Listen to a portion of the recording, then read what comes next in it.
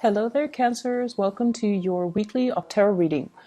What I'm feeling coming out here, and this is going to serve as your overall spiritual advice, a need to look at things and a situation from a different vantage point so that you can come to a clearer understanding as to where you stand in relations to other people, why other people are not doing things the way that you would do things, and why your communication overall with another person might be contentious or difficult. And so the need to kind of step outside of our shoes, put ourselves in other people's shoes to understand, all the things that they've been through. It's like walking a mile in somebody else's shoes so that you understand the person that they are and how, their life experiences have kind of created the person that they are right now. And I feel like for a lot of you, your ability to sympathize, your ability to empathize and to understand another person is very immense and very, very deep. But I feel like in close interpersonal relationships as well, a lot of the times we lose our perspective, and a lot of the times too, our vision of what we want to build together as a relationship, as a unit, it might be, I guess, like it might be colored by our perception of what relationship entails, whether or not relationships are going to last, or whether or not we truly believe that relationships are meant to be, forever. So I feel like there might be some ideological clashes between you and a partner, between you and even a business partner, or between you and family members, based on the transient lifestyle that they have led. It's like they've been through a lot of turmoil and hardships in their own lives, and they don't see everything as permanent and long lasting, and it's really hard for them to kind of commit. And so it's kind of I don't want to say your destiny or your responsibility, because, they need to find that within themselves. But I almost feel like it is in your path to kind of show them that, hey, things are okay. We're in a different environment now. The times are different. So maybe you kind of need to open up, but understanding and have that baseline understanding of where the other person has come from, what they have to ward off or contend with in their past, and why it creates, this almost like paranoid person that they are, where they don't believe in permanence, where they don't believe in stability. That is really going to help you navigate this energy for this week, okay? First of all, in your love relationship sector, I have this card about control, okay? This is the Four of Pentacles, and I usually look at this card hanging on to earthly possessions, feeling a little bit paranoid that things are going to be ripped away from us, feeling like we need to cling on to everything that we have, and also almost like viewing other people as possessions, and almost viewing it's like being very closed off to the point where we need to be very protective. We need to take care of what's ours, which is honorable, and honestly, it's a good trait. But overdoing it can be detrimental. And I do feel a lot of the element of control when it comes to this card, clinginess, control, and wanting things a certain way. And I almost feel like, attributing our sense of self-esteem with our possessions, with the people that are in our midst. And I usually see it as like, the person that has like the trophy spouse, the trophy wife, the trophy husband, the eye candy, and that they can parade around town with someone who's very, very attractive, because they feel like it boosts their self-confidence when onlookers see that there was someone who's very attractive. They get a big ego boost. So it's kind of akin to that, and in a more in a lesser sense, when it comes to relationships, this is trying to control resources, trying to cling on to everything, because we automatically assume that our sense of self-worth, our sense of competence, and our sense of confidence is greatly linked in with the people we surround ourselves and the material possessions that we have in our midst. And I also feel as well, when it comes to arguments, when it comes to dealing with another person that you're romantically involved with, that you're married to, or, you know, a significant other, whoever it is that you're romantically linked up with, this is like not being able to see outside of our own vantage point. Like I said earlier, clinging on so strongly to our beliefs that when people question our values, question our beliefs, we feel like it's an attack on us personally. And so we tend to get a little bit defensive. And a lot of the times, the things that we are very defensive about are things that we know to be true about ourselves. And that's why it's like touching a sore spot that we don't want to look at. It's like touching something we have swept under the rug that somebody is now poking at, and it makes us uncomfortable. So if there has been, you know, arguments and things like that where a partner has somewhat like triggered or found your soft spot, these are areas that you have to work on. Rather than getting defensive, maybe it's time to, you know, say like, let's take a break from this. Let me ruminate over what you have just said, and then I'll come back to you at a later date. You know, detaching yourself so that you can do some inner examination, and that so you can figure out why these are such trigger topics for you, and why issues of control and dominance are playing out in your relationships. I feel like for many of you, it's like either side of the coin. You might be attracting people who are kind of like impulsive, or they're like trying to plan out everything for you in your life. So they might be encroaching, like crossing over your boundaries, or not respecting your free will. And so you have this defensive stance up all the time regarding a relationship partner, where you're trying to maintain your space and you're trying to take control of your own life. And then for others, there's this issue of, you know, control and things like that coming in your relationship that you're exuding towards another partner. The partner that you're dealing with shows up here as the Six of Swords. This is somebody that has been through hell and back, okay? They've got a really interesting backstory. So if you're dealing with someone that has been through like a lot of tumultuous childhood, a lot of dealing with, you know, a lot of relocation, moving from one place to the next. They've never had a place where they can call home. They've never had a place or a family, or even like a love relationship that accepts them for who they are. And I feel like this is a partner that has been through so much in their own lives that it's hard for them to believe in love. It's hard for them to believe in, you know, soulmates and stability and even, you know, permanence. Okay, I usually think of this as a refugee card. It's somebody that had to be uprooted against their will from their place of familiarity and safety, and they have to venture off into a new land. And usually this indicates as well people of different nationalities, interracial dating, people of different cultures coming together. And automatically, you know, whenever that happens, there's always going to be ideological differences, cultural differences, even cultural rifts and cultural divides that that can be very difficult to overcome.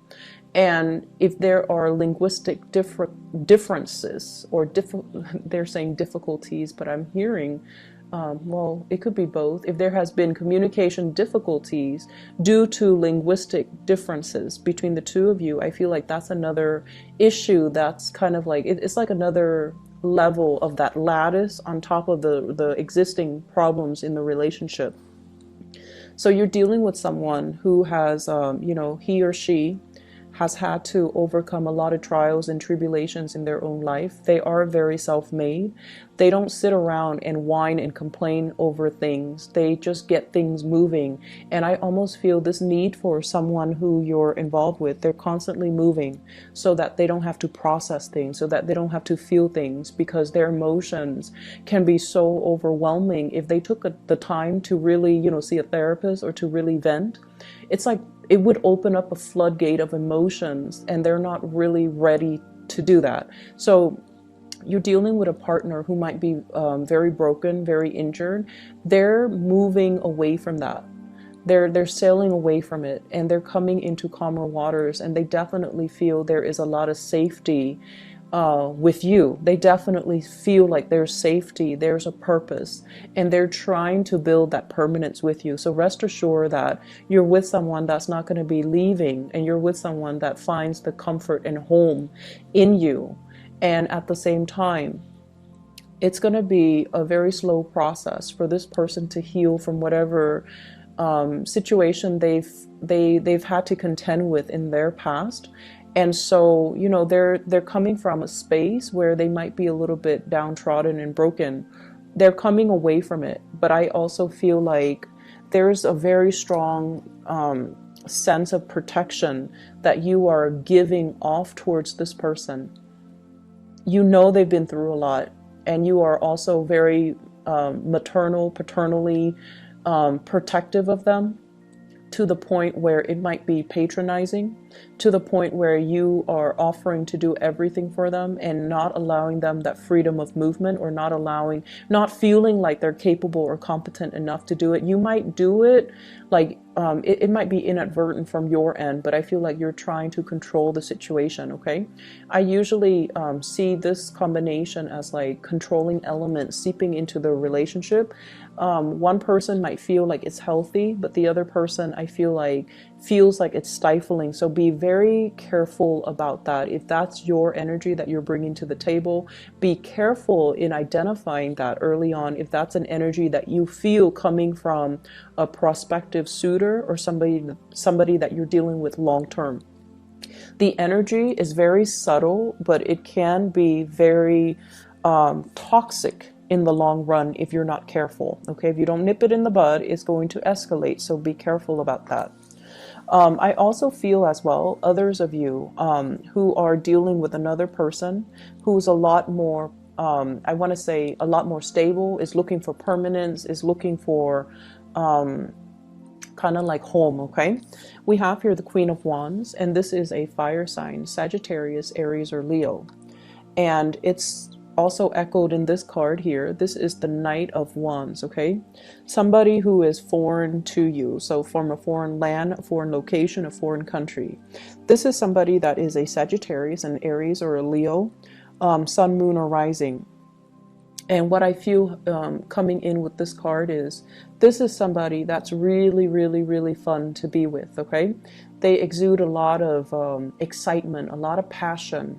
There could also be a lot of chemistry between the two of you. And the energy is really, really strong. They're very proactive. They get a lot of things done in their lives.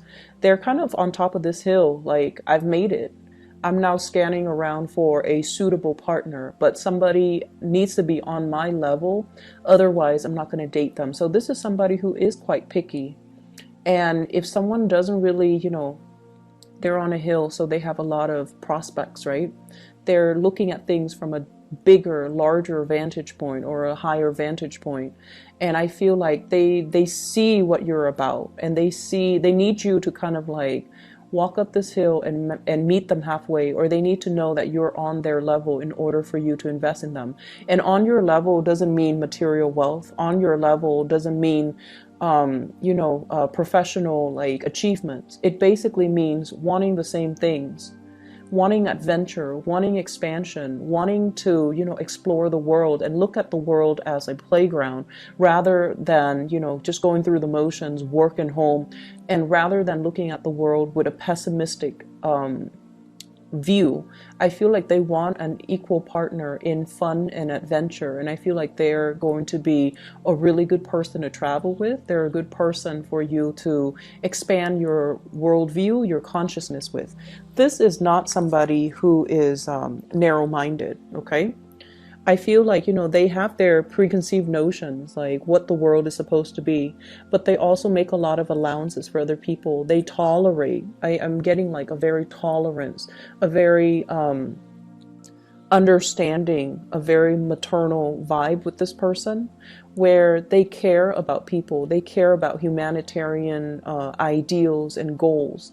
And I feel like they connect to people not as foreigners or like you're from this country, you're from that country, but they have this sense of collective consciousness where they see everybody as a human race, and they don't have any prejudice. They don't have any narrow-mindedness or tunnel vision when they deal with other people. And I feel like for them, there's also this innocent, trustworthy, and trusting energy that they bring to the table where they don't really believe anyone is out to hurt other people. So you might think it's naivety, but I feel like it's more giving everyone the benefit of the doubt. So you have someone that is really, it's like providing a breath of fresh air in your life and a fresh perspective. And because of that, I almost feel like they're really exciting to be around. And I feel that you are trying to build wealth with this person, okay? I have here the Ten of Pentacles. This is an escalation in the relationship. The way that this card is depicted is almost like castle in the clouds, right? Castle in the clouds, dreaming and conjuring up, you know, this ideal family image, you know, this sort of like a grand match between two people where the two people have the same educational level of attainment. If, for example, you have a PhD, they have a PhD. If you have a master's, they have a master's. If you have a law degree, they might be, if you're a lawyer, they might be a doctor. It's somebody who's very, very similar in professional achievements, educational achievements, someone who is a really, really good match. And for those of you who are in arranged marriages, I feel like your parents or whoever is setting you up might have somebody in mind for you who is a really, really good match. So a really suitable match for you, not just materially and professionally, but also a very good match for you on a spiritual level, and that will really allow you to grow and have a really fun relationship as well as a stable, suitable relationship. You know, when I look at this card, I think about royalties and how back in the days, people kind of like, it's like a political marriage. But I feel like with this card and with the energies that it's wedged in between, you're meeting somebody that is a really good match for you. And I feel like there is this nesting instinct that's going to come naturally to the two of you, okay? Nesting instincts, people assuming their specified gender roles. So even for same-sex couples, it's almost like one person will step up and assume the feminine role, the other person will automatically then assume the masculine role. So whatever that means to you in every relationship, even same-sex relationships, we kind of need to embody the yin and yang energy in order for the energy to flow well. And I feel like there's this natural affinity that you have with another person where one person embodies the yin energy and the other person that yang energy, and so things will move along very, very smoothly. And as a result of that, we're going back to the first card. This is about, you know, relinquishing control. This is about allowing your partner the freedom and also the opportunity to step up and, you know, take control of situation, or also allowing, you know, the natural flow of who's in control and who's relinquishing, just allowing that to naturally calibrate between you and another partner rather than forcing a connection, rather than, you know, having it a specific way. I do feel for many of you in relationships, you are at a point where you are trying to, you know, your nesting instincts are kicking in. You are trying to build something with a relationship partner. So you might be conscious or, you know, a lot more aware about your spending, which is a good thing. You are a lot more conscious about saving up. You are a lot more conscious about, you know, taking care of your relationship partner, wanting to purchase a property, wanting to buy a house, wanting to buy a car, wanting to, you know, save up for the children's college fund. So you're doing practical things to sort out and balance out your resources just so that you can pass some things along, pass down a legacy, pass down an inheritance, and leave something of lasting value to your children because somebody is triggering this nesting instinct within you. In other areas of your life, I do have a spiritual advice that's coming into the picture for you. And I feel like for some of you, and I know it's supposed to be, you know, spiritual advice, but I'm seeing it here, so I'm just going to say it. I feel like you have an ex that's still haunting you for some of you, and you have moved away from it, but I feel like you can't be rid of them. That's what it feels like to me. They're either relentless, like they won't let go of the connection, or you're not being clear enough. And this is something I've mentioned before many, many times for Cancerian people, especially the men, especially the Cancerian men. You're really nice people, and a lot of the times you send, you know, confusing messages to the people that you're interacting with. And take a page out of the, I want to say, what sign is very, very final? Capricorn. Take a page out of the Capricorn playbook when it comes to, you know, exes and relationships, okay? When they're done, they go silent. They don't even need to entertain that person. When they're done, Capricorns are done, they will ghost you. And you will never ever know, you know, did the Capricorn person die? Are they okay? How could they not respond to me? Well, it's because they're very final. And also, it's because they also, and I feel like this is their incentive or their, you know, rationale for doing what they do. It's because they don't want to open up that door of communication and have you confused, or they don't want to, you know, lead the other person on. So I feel like with Capricorns, when it's done, it's really done. They close the door for good and they move on, and you won't hear anything from them. And I feel like with you Cancers, I feel like it's very difficult for you to do that. And you might chalk it up to playing nice and being courteous. But what it does is that it creates hope from the other side, from the other person, that, oh, they're still talking to me. They might want me back. Maybe not now, but one day. So I'll keep knocking at that door. And that's not fair to the person that you're dealing with. And I feel like you have an ex here that's a little bit ruthless and a little bit relentless and a little bit like someone who tries to keep coming back. And I feel like you need to be very firm, and you need to, you know, out of respect for your current relationship right now, you need to be very, very firm about setting your boundaries with exes, okay? And the reason I say exes here, we have the Death card. You moving on. You've already decided you're going to move on. You've already physically, emotionally, mentally moved on, and somebody's coming knocking. Someone who still carries a torch for you. Someone who might have had like a very passionate one night stand, fling, relationship, even marriage with you, and they're relentless. They're pursuing you, and they don't even have to be a fire sign. I just feel their energy floating around you. And I feel like, you know, first, you were stuck in limbo, waiting on this person, waiting for things to get better.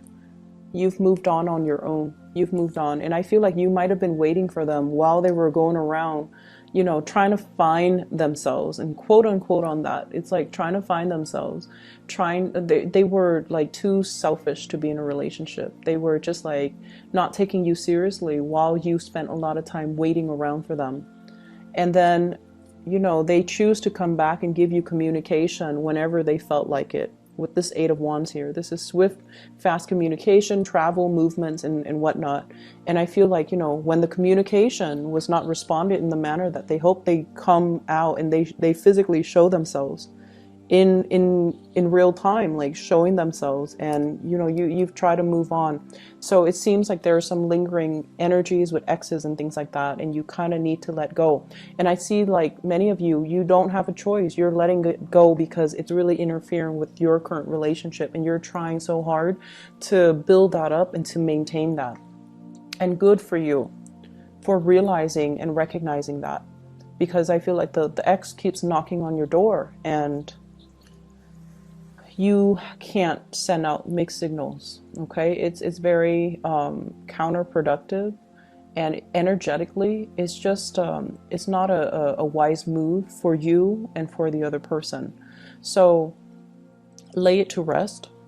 Other things that I am picking up from this spread here, I feel almost like for many of you, there is major contemplations about trying to get your life in order, trying to, get rid of bad habits, trying to reorganize your life, and trying to get yourself in a space where you can be proud of your achievements, where you can get things moving for yourself.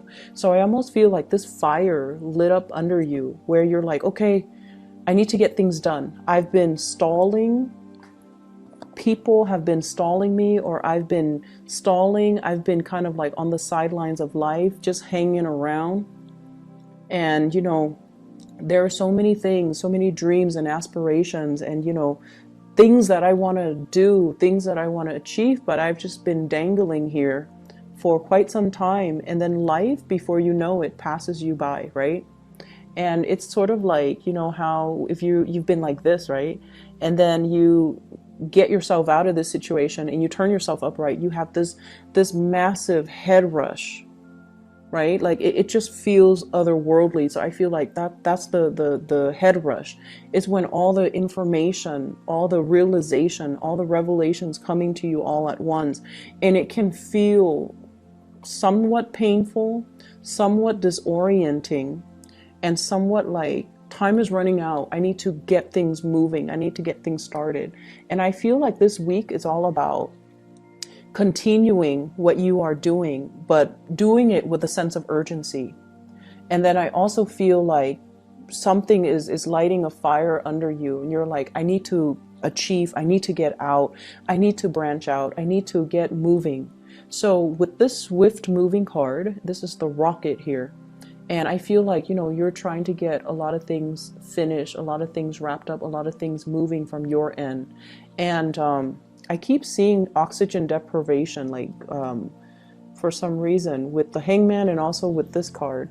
So if you are a heavy smoker, I feel like you're going to try to wean yourself away from it, which is going to be great. And then whatever you partake in, and it involves, oxygen deprivation, try to wean yourself away from that, because I feel like a lot of the times, we need all the oxygen to our brain so that we can make clear decisions, so that we can, think clearly, think quickly, and be able to kind of systematically process information. So I feel like maybe taking that element, smoking and whatever, away from your life is really going to help dramatically. It's going to lift that mental fog, that sense of fatigue that you've been feeling. And it might help with concentration. It might help with a lot of things. You never know. So I'm going to leave it at that. I feel like you're trying to make a lot of changes in your life. The process is slow, and it has been stalled, I feel, because of your unwillingness to change and to kind of like get moving.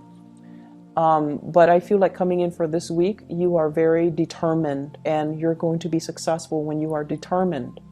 So whatever small steps that you need to take, start it, because those are like the first few steps that you need to take in the right direction. So, it's never too late. Just small steps, okay? And don't push yourself. Don't beat yourself over like not being able to make the big steps just yet. For those of you who have recuperated from like surgeries or even like accidents and things like that, small steps, okay? Small steps and steady progress is going to be your friend, all right? I'm going to leave it at that. And Cancers, take care of yourself, okay? I'll be back next week. Bye-bye.